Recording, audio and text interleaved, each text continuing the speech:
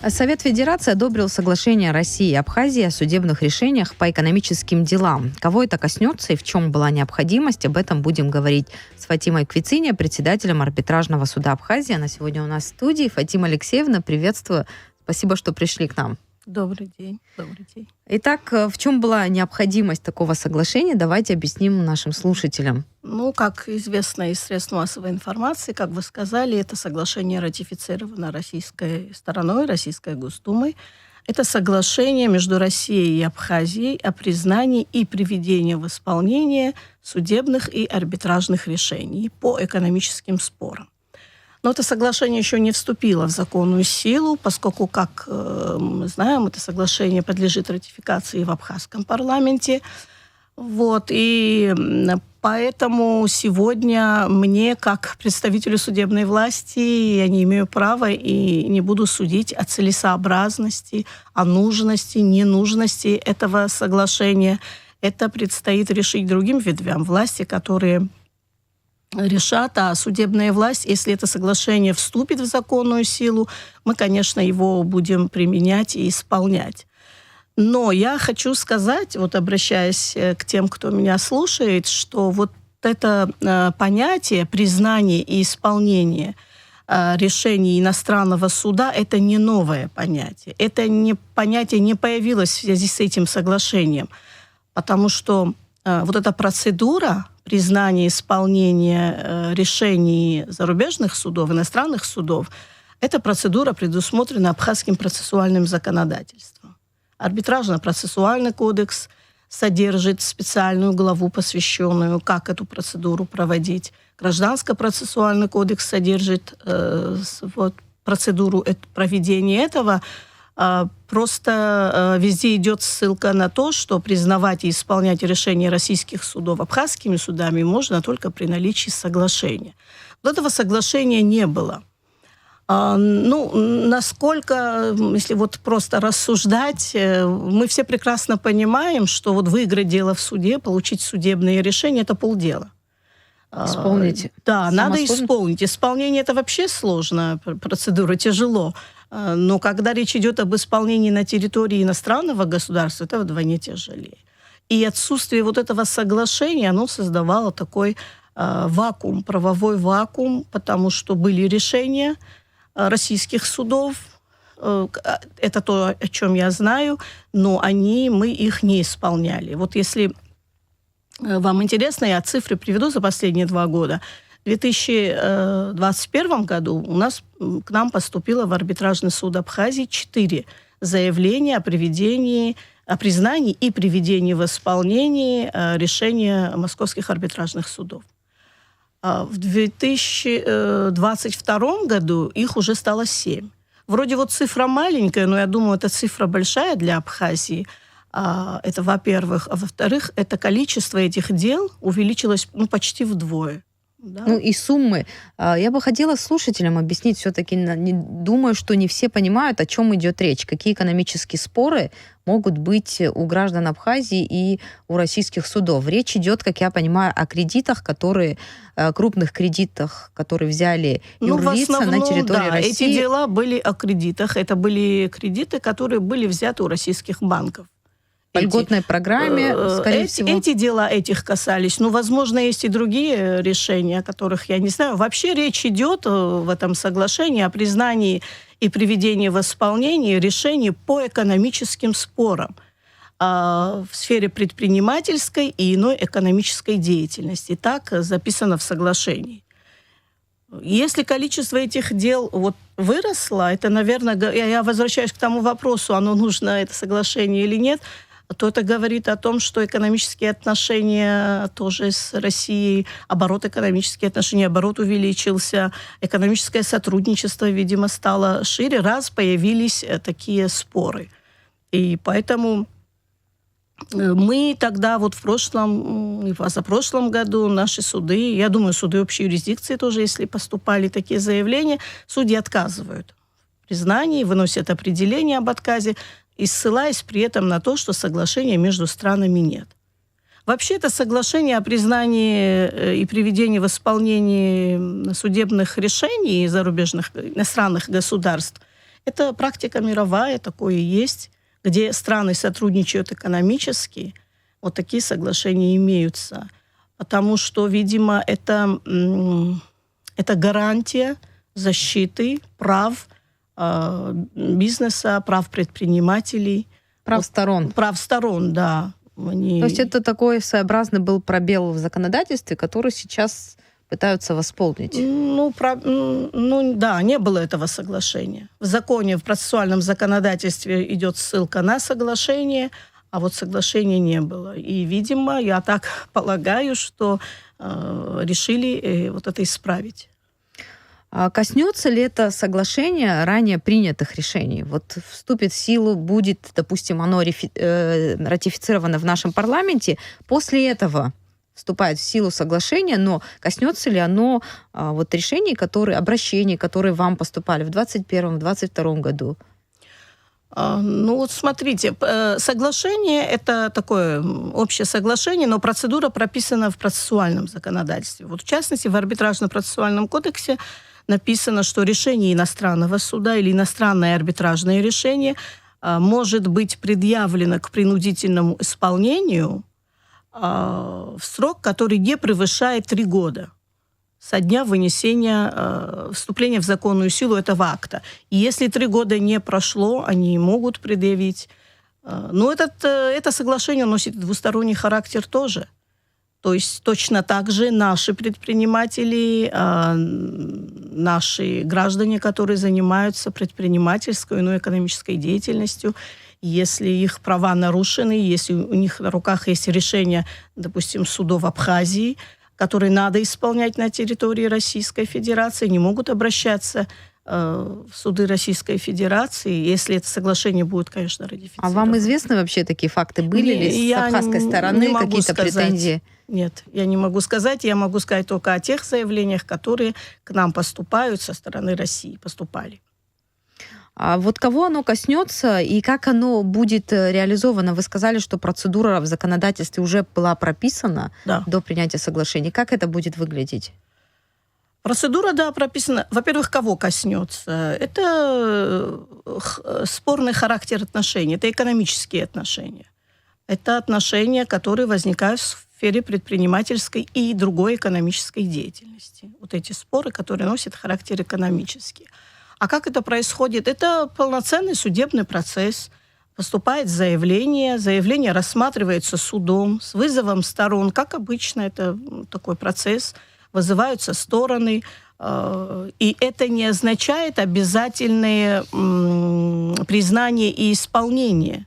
Законодательство действующее допускает и отказ суд сейчас мы говорим их суд, если дело будет рассматриваться, допустим, в суде Абхазии, то закон разрешает и отказать в признании и исполнении решения иностранного суда.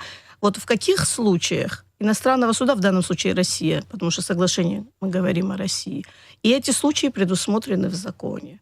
Вот, например, если это нарушает публичные интересы Абхазии, то суд может отказать. Или если стороны не были вызваны на судебные заседания, когда проходил процесс вот уже состоявшийся процесс, и не выяснены причины, почему они туда, может, они по уважительным причинам не пришли. То есть есть случаи, когда такой тоже закон допускает. Основания для отказа в признании исполнения решения иностранного суда. Вот в работе судов какие могут возникнуть, на ваш взгляд, проблемы? Вот это соглашение, оно может создать какие-то дополнительные проблемы для судов, для сторон, на ваш взгляд? Какие препятствия могут быть для исполнения соглашения, помимо законных оснований для отказа?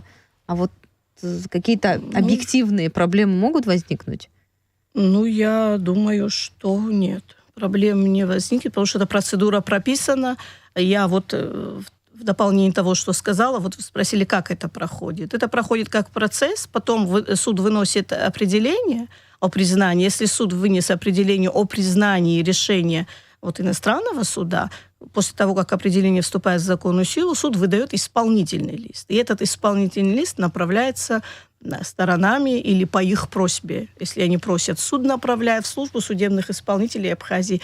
И фактическое исполнение будет происходить именно в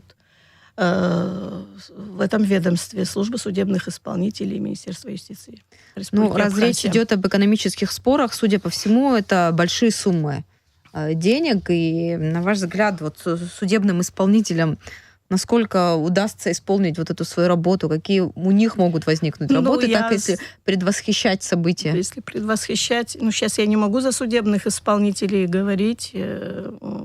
Вообще исполнение судебных решений это тяжелая работа. Как исполнение по нашим решениям происходит. Если там есть на расчетном счету, если речь идет о взыскании определенной суммы, не всегда, наверное, эта сумма может быть, то если есть на расчетном счету деньги, они взыскиваются. Если нет, то уже по процедуре обращают взыскание. Конфискация какого-то имущества. Да. Здесь уже действуют общие правила. А как вы оцениваете вообще такое взаимодействие между судебными системами Абхазии и России? В начале разговора вы сказали о том, что это мировая практика, которая нацелена на то, чтобы защитить права сторон.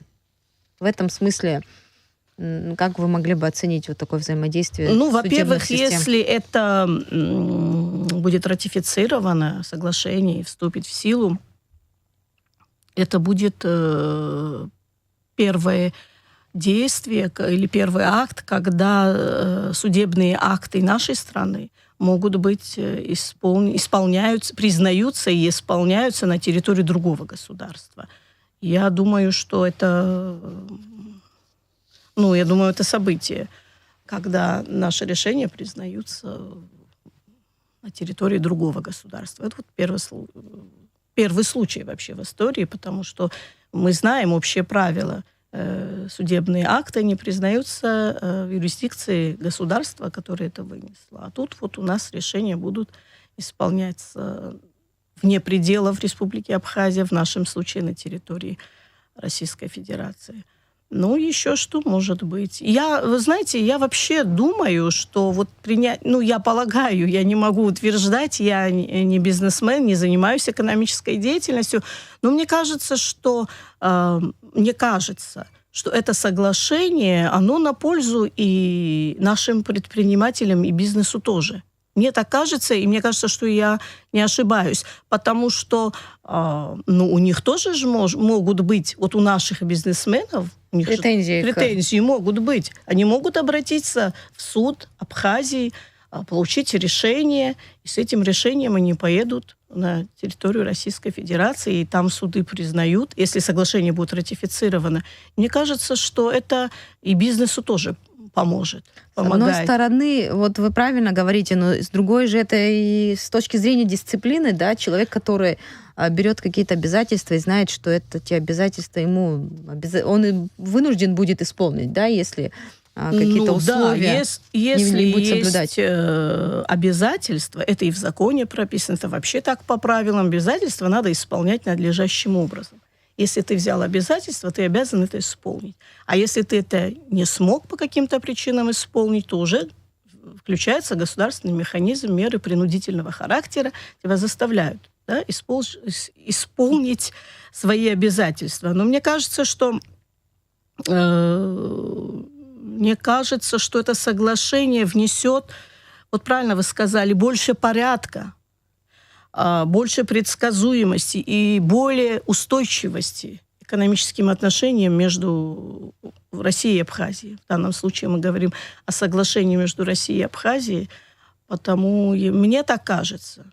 И доверие до тех же российских банков, сторон, которые, допустим, какую-то поддержку могут оказать, участвовать в программах льготного кредитования, допустим, или в каком-то совместном бизнесе. Это будет способствовать порядку в экономических отношениях. В экономических отношениях и в отношениях, где деньги, там должен быть порядок. И это вообще должен послужить гарантией защиты предпринимателей наших тоже. И в первую очередь наших, мне так кажется. Я просто не знаю, есть такие случаи, когда наши предприниматели обращались. Не могу вспомнить, что есть такая необходимость исполнить то или иное решение на территории Российской Федерации. Но мне кажется, что такие дела тоже будут. Такой практики пока не Пока было, нету, но наверняка пока не было, я не могу сказать. Но наверняка это будут, да. Мы же видим, экономические отношения, они больше и больше. Вот те цифры, которые я говорю, они идут в сторону увеличения. Вот мы сейчас говорим о юридических лицах, о решениях в отношении юрлиц, но может ли суд вынести такое решение, допустим, запретить выезд из страны? Вы сказали, что замораживать счета могут, конфисковать какое-то имущество суд может, но запрет на выезд из страны... Нет, такой санкции арбитражный суд не может. Запрет. Это может, я просто не могу сказать, это может в рамках процедуры исполнения что-то внесут или изменят. Насколько я знаю, на сегодня такого положения нет. Это все в рамках исполнительного производства. Исполнением решения уже суд не занимается. Вот после 2016 года судебная реформа была проведена, суд выносит решение, а далее уже идет исполнение, это исполнительная власть в лице судебных исполнителей Министерства юстиции. Вот вся история, статистику вы приводили с 2021 года, то есть вся эта история обращений от российской стороны началась в 2021 году. Да, мы начали получать в 2021 году. Это были связаны, это дела, которые были связаны с кредитованием российскими банками. Речь идет о больших суммах. Я понимаю, что раскрывать дела вы не можете, но примерно это крупные суммы, судя по всему, денег. Крупные суммы, да. То есть речь идет вообще о невозврате кредитов или о частичном... Нет, там я сейчас каждое дело мы и не изучаем, потому что судьи вынесли определение об отказе. Ну, там разные могут быть требования. Возврата. Кто-то может, когда... не то, что может. Российские банки, когда дают, и наши банки тоже, когда выделяют какой-то кредит, какую-то сумму, там обязательно залог должен быть оформлен надлежащим образом. Бывают и вопросы, связанные с... В общем, там много моментов разных. И с залогом связаны. Если не заплатили, не вернули сумму денег, то обращается на предмет залога, взыскания. Там разные моменты могут быть. Но на ваш взгляд, если соглашение будет ратифицировано, работы у вас прибавится? Думаю, да. Работы у нас прибавится. А сотрудничество с российской стороной, с российскими судами, у вас вообще есть такая практика работы совместной? Нету. У нас ранее нету, потому что нету соглашения между российским, там высший орган судебной власти в России, это Верховный суд в общей юрисдикции. Нету соглашения, между судами нету. И мы как-то так, на уровне чисто знакомства и так далее, но официальное сотрудничества нету. Ну, а сейчас в связи с этим соглашением как-то вам надо будет к этому соглашению подготовиться? Да, я думаю, что это соглашение со временем, если оно будет ратифицировано, и мы будем... Я думаю, что это и приведет к тому, что возникнет необходимость заключения между судами. Тоже отдельного соглашения. Да. Но в целом вы положительно восприняли эту новость, как я понимаю, что... Я еще раз говорю, целесообразность, какие риски несет за собой это соглашение. Я не могу этому отдавать оценку. Вообще суд вопросами целесообразности не занимается. Вопрос по закону. По закону был пробел, и этот... Готовы исполнять? Да, мы готовы исполнять. Если парламент, ежедневную работу. Да, Фатима Алексеевна, спасибо большое, что нашли время прийти к нам в студию. Вам спасибо.